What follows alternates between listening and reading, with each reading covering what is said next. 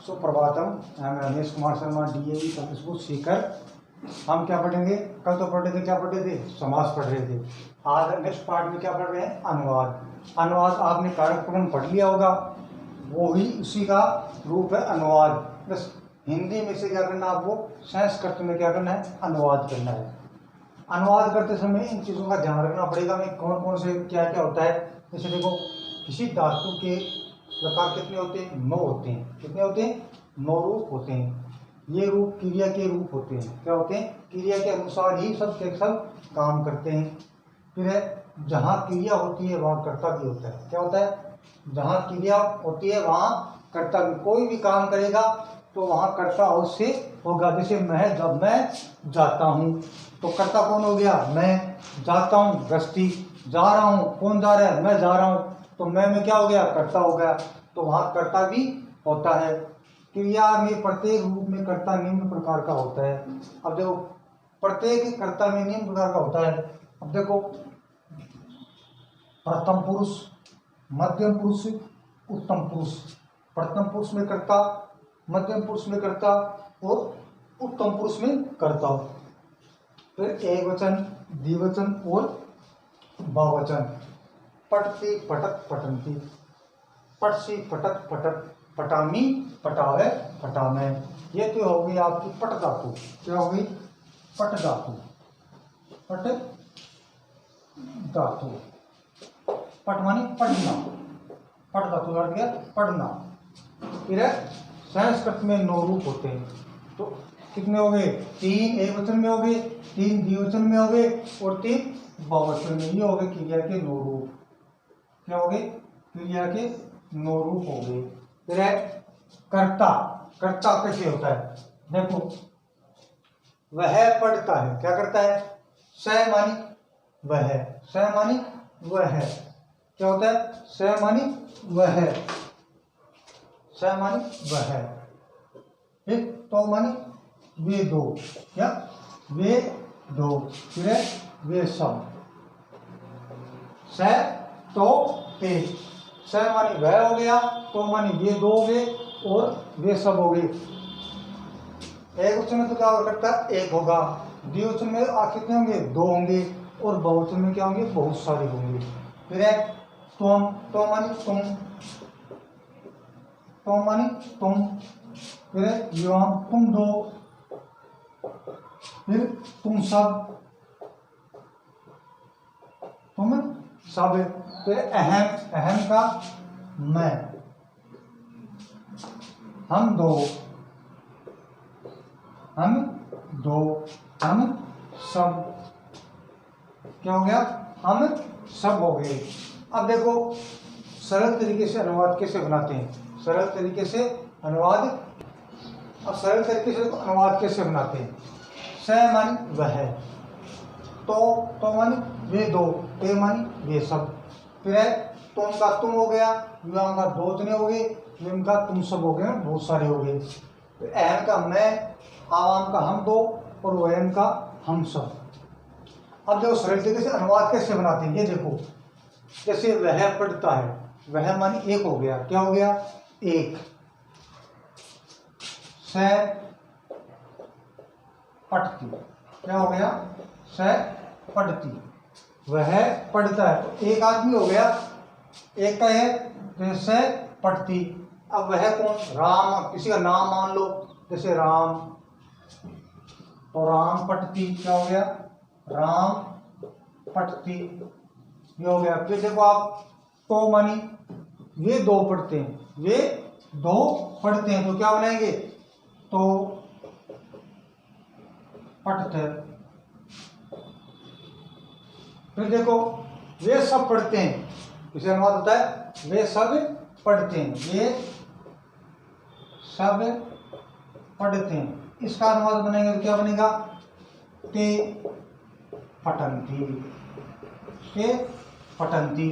अब देखो, अब को बोल दे तुम पढ़ते हो। क्या करते हो? तुम पढ़ते हो, तो तुम पठसी। तुम 2 पढ़ते हो, तुम 2 पढ़ते हो, तो क्या होगा? युवाम, युवाम पढ़ते हैं। अब तुम सब पढ़ते हो तो क्या बनेगा, यूयम, यूयम पढ़ते हैं। फिर है अहम, मैं पढ़ता हूं, क्या करता है, मैं पढ़ता हूं, तो मैं पढ़ता हूं, तो अहम, अहम पटामी, अहम पटामी। अब बोलते हम दो पढ़ते हैं तो आवाम, आवाम पटावे है, हम दो पढ़ते हैं। फिर है हम सब पढ़ते हैं तो वयम पटाम है। अब देखो नो तो ये लकार हो गए, नो ही रूप हो गए, नो ही अनुवाद। आपको सरल तरीके से अनुवाद बनाना है तो सबसे पहले यही करना होगा, कर्ता क्रिया क्या कर रहा है, कहाँ जा रहा है, वो इस तरीके से आपको करना है। जैसे सहमनी वह, वे दो, वे सब, इनको आपको याद करना है। जब आप इनको याद करोगे तभी आपका अनुवाद हो पाएगा, नहीं तो नहीं हो पाएगा। अब देखो हिंदी से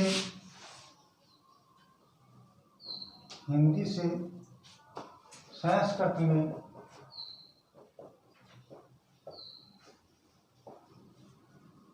अनुवाद करते समय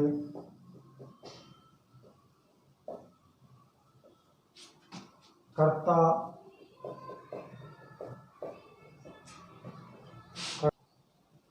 हिंदी से संस्कृत में अनुवाद करते समय कर्ता, कर्म, क्रिया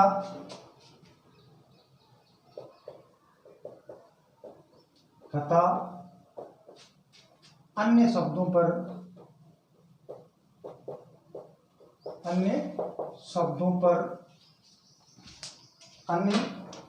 पर विशेष ध्यान देना चाहिए, विशेष ध्यान देना चाहिए।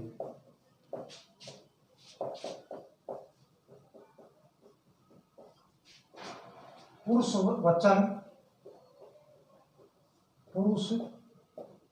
वचन तथा काल के अनुसार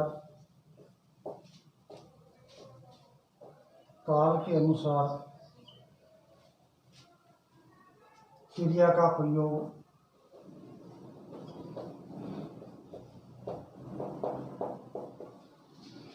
प्रयोग करना चाहिए।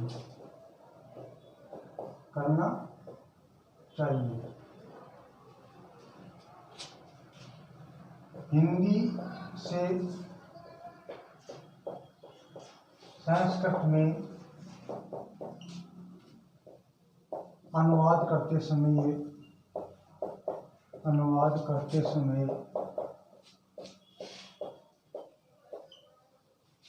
निम्न बातों पर ध्यान देना चाहिए, निम्न बातों पर ध्यान देना चाहिए।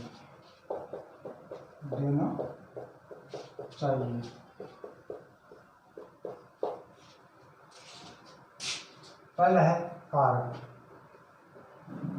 कारक आप पढ़ चुके हैं, पहले आपको बता दिए कारक में क्या होता है। संज्ञा और सर्वनाम, संज्ञा और सर्वनाम के वे रूप जो वाक्य में आते हैं,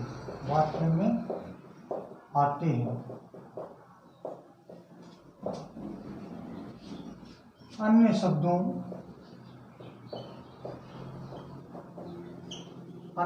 के साथ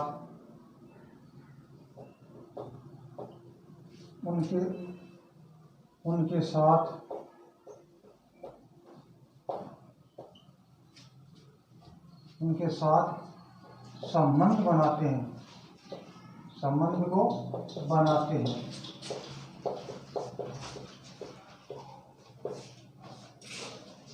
कारक कहलाते हैं।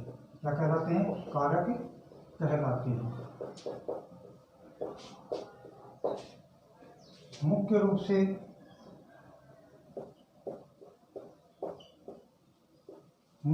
से कारक 6 प्रकार के होते हैं। कारक 6 प्रकार के होते हैं।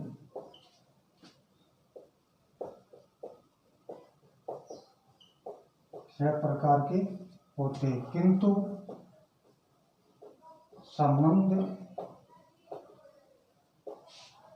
संबंध और संबोधन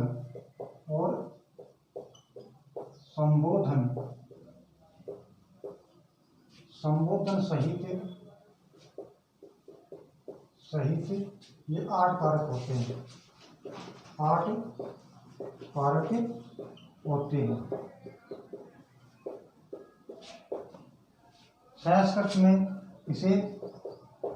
संस्कृत में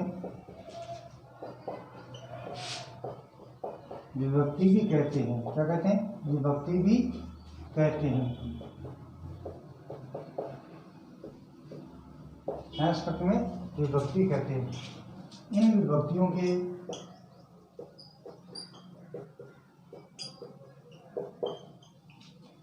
चिन्ह इस प्रकार हैं।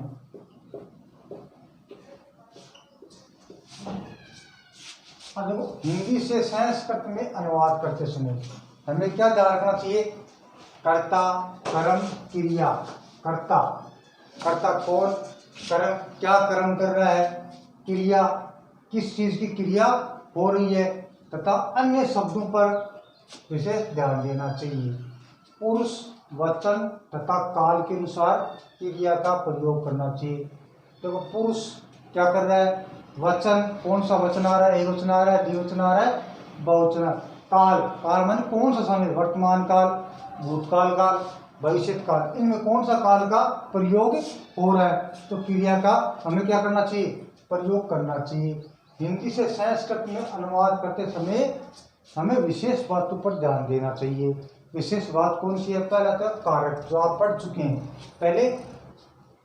संज्ञा और सर्वनाम के वे रूप जो वाक्य में आते हैं, संज्ञा और नाम के जो रूप होते हैं वो वाक्य में आते हैं, अन्य शब्दों के साथ उनका संबंध बनाते हैं। कि जो वाक्य आते हैं उनके साथ कारक क्या है? संबंध बनाता है। वे क्या कहलाते हैं? कारक कहलाते हैं। मुख्य रूप से कारक कितने प्रकार के होते हैं? 6 आप पढ़ चुके हैं। किंतु संबंध और संबोधन सहित 8 कारक होते हैं। इनको जोड़ के मिलाए कितने होते हैं? 8 कारक होते हैं। इसे संस्कृत में क्या कहते हैं? विभक्ति भी कहते हैं। 8 विभक्ति भी कहते हैं और 8 कारक भी कहते हैं। इन विभक्तियों के चिन्ह इस प्रकार हैं।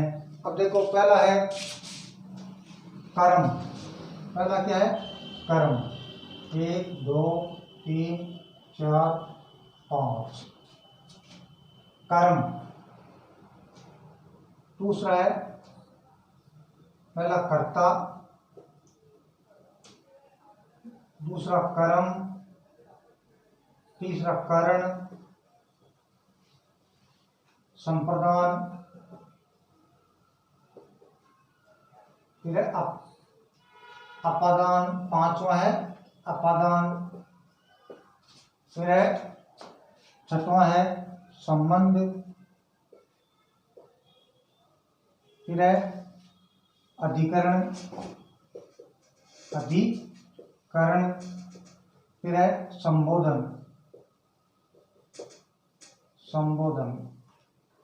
7 आया। ये हो गई आपकी 8 विभक्ति। अब देखो, इन चिन्ह क्या होते हैं? कर्ता प्रथमा, द्वितीय, तृतीय, चतुर्थी, पंचमी,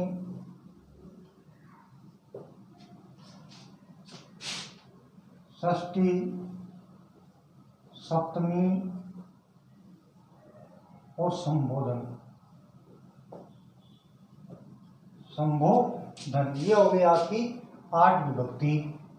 ये तो हो गया कर्ता, कर्म, करण, संप्रदान, अपादान और संबंध, अधिकरण, संबोधन। ये तो हो गए कारक के चिन्ह, कारक हो गए। फिर विभक्ति, ये प्रथमा, द्वितीय, तृतीय, चतुर्थी, पंचमी, षष्ठी, सप्तमी और संबंध। अब देखो इनके चिन्ह। कर्ता ने, कर्म को से के द्वारा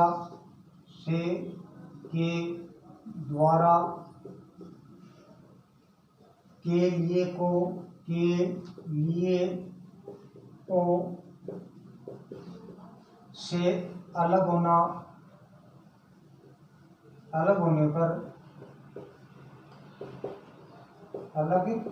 होने पर फिर है संबंध में का की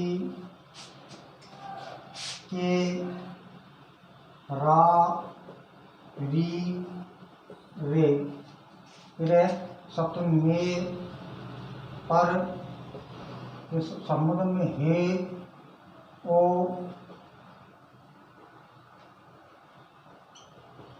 अरे रे, ये हो गए इसके चिन्ह। अब देखो हमने पढ़ा था कार्य कितने होते हैं 6, संबंध और संबोधन को सेव कितने होते हैं 8। संबंध और संबोधन को हम क्या नहीं मानते, कारक नहीं मानते, कितने होते हैं 6। अब देखो अनुवाद करते समय इस चीज का हमें ध्यान रखना है। कर्ता ने कर्म को कर्म से के द्वारा संप्रदान के लिए को अपादान से अलग होने पर संबंध का की रे रा री अधिकरण में परे संबोधन में हे भो अरे। ये आपको वाक्य याद करने होंगे तभी आपका अनुवाद होगा, अन्यथा नहीं होगा। ये अनुवाद करते समय अब जो चिन्ह हो गए पूरे। अब देखो अनुवाद कैसे बनाते हैं उनके, देखो जिस शब्द के आगे जो चिन्ह लगा हो उसके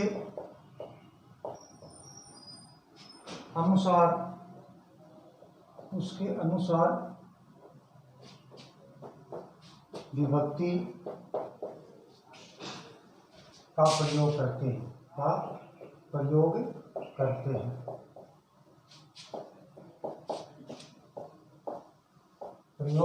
करते हैं। जैसे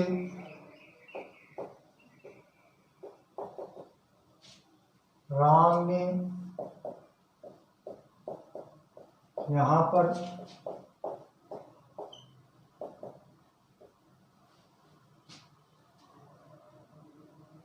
राम के आगे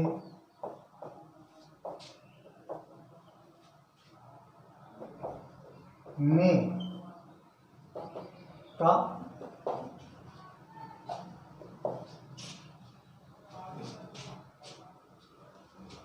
चिन्ह अतः राम शब्द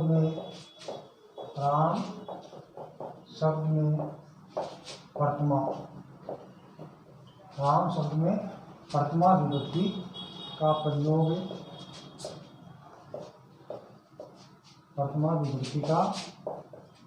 प्रयोग करते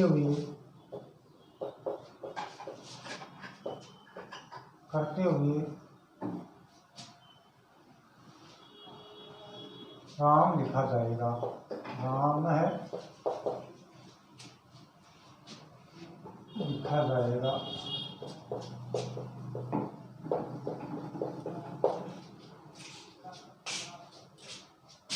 ये दूसरा देखो,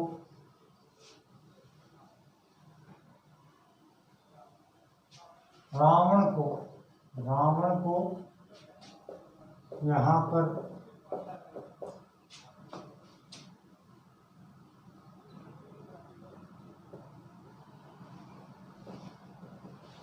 आगे को यहाँ द्वितीय विभक्ति का चिन्ह है। द्वितीय विभक्ति का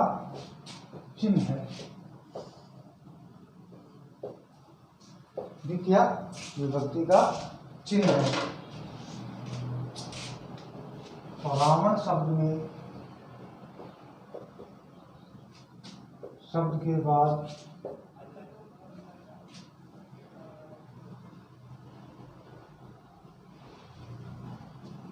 रावण शब्द में द्वितीय विभक्ति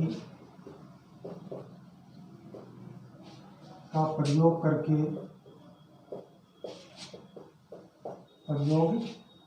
करके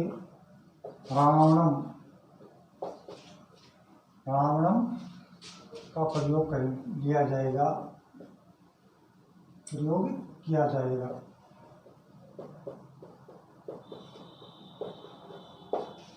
फिर है बाण के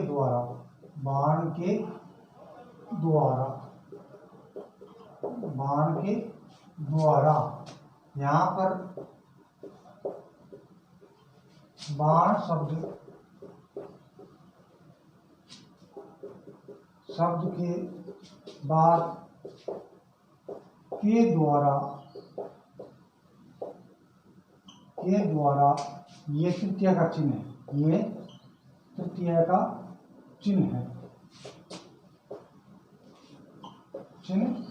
है। ये क्या है? तृतीय का चिन्ह है। अतः बाणे में का प्रयोग किया जाएगा।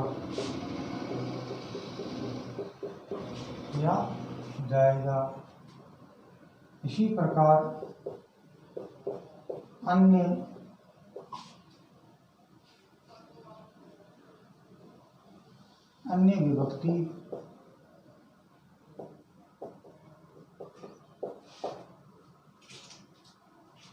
विभक्तियों का प्रयोग कर सकते हैं।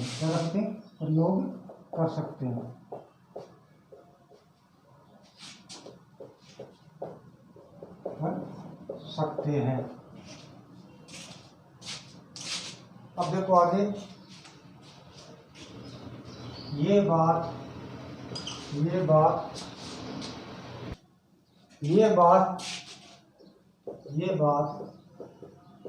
विशेष ध्यान रखने की बात है।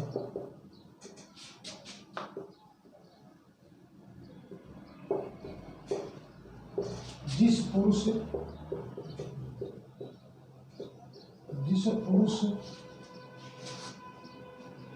तथा वचन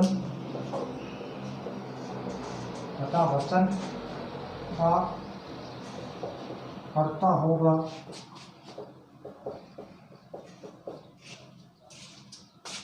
उसी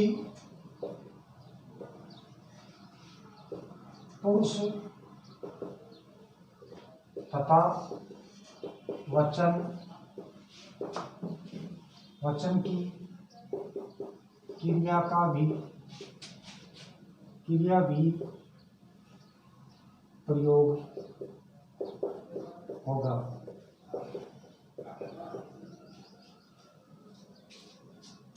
जैसे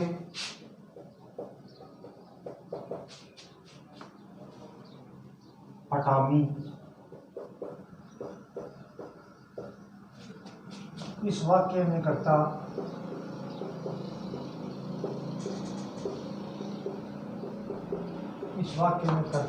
अहम उत्तम पुरुष तथा एक वचन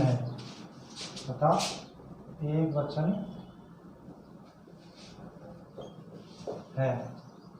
तो क्रिया भी उत्तम पुरुष एक वचन की होगी। उत्तम पुरुष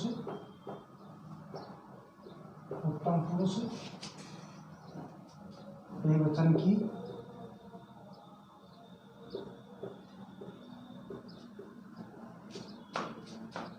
कर्ता होगा, एक वचन की होगी।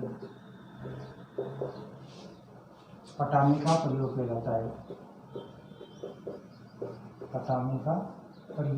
किया जाता है।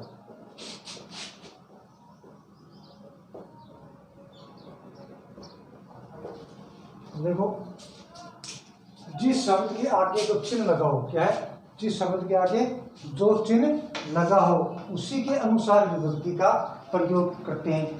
चिन्ह आपको मैं बता दिया था, कर्ता ने, कर्म को, कर्ण से, या आपको मैंने चिन्ह बता दिया था। प्रयोग करते से राम ने, तो क्या था, कर्ता ने, क्या हो, राम ने, तो चिन्ह में देखो कर्ता ने, तो क्या हो गया, ने। इसमें कौन सी विभक्ति होगी, प्रथमा विभक्ति हो गई। इसमें क्या, प्रथमा प्रयोग विभक्ति का प्रयोग करते क्या लिखेंगे, राम लिखा जाएगा। क्या लिखा जाएगा, राम लिखा जाएगा, राम है। फिर दूसरा देखो, रावण को, रावण को यहाँ पर आगे को चिन्ह हुआ, जैसे कर्ता ने, कर्म को, कर्म को, तो कौन सी विभक्ति होगी, द्वितीय विभक्ति हो गई। तो क्या है, द्वितीय विभक्ति का चिन्ह है। उस रावण शब्द में द्वितीय विभक्ति का प्रयोग करते क्या लिखेंगे, रावणम। क्या लिखेंगे, रावणम, रावणम लिखेंगे। फिर है बाण के द्वारा, देखो राम ने रावण को बाण से मारे को, बाण के द्वारा, यहाँ पर बाण शब्द के बाद के द्वारा तृतीय विभक्ति का चिन्ह है। कौन सा, कर्ता ने, कर्म को, कर्ण से, तो क्या है, के द्वारा तृतीय विभक्ति। तो बाणेन क्या किया जाएगा, बाणेन का प्रयोग किया जाएगा, बाणेन, बाणेन तृतीय, इसमें हो गई प्रथमा, इसमें हो गई द्वितीय, इसमें हो गई तृतीय विभक्ति। तो बाण शब्द के द्वारा तृतीय का चिन्ह है, तो कौन से होगी, बाणेन लिखेंगे। यह बात विशेष ध्यान रखने के, जिस पुरुष तथा वचन का कर्ता होता है। अब देखो, जिस पुरुष तथा वचन का कर्ता होता है उसी पुरुष तथा वचन की क्रिया का भी क्या करेंगे, प्रयोग करेंगे।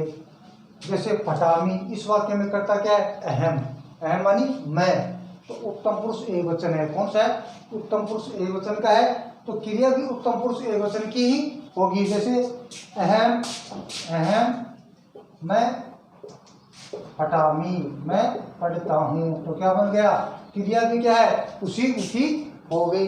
ये था आपका कारक अनुवाद करना, कारक विभक्ति का प्रयोग करना। अब है अगले वाले नेक्स्ट पार्ट में कैसे अनुवाद पढ़ते हैं वो बताएंगे। जो आपके समझ में नहीं आ रहा वाक्य, वो नीचे दिए नंबर व्हाट्सएप है, उन पर संपर्क करें, बताएं, उनकी समस्या हल कर दी जाएगी। धन्यवाद।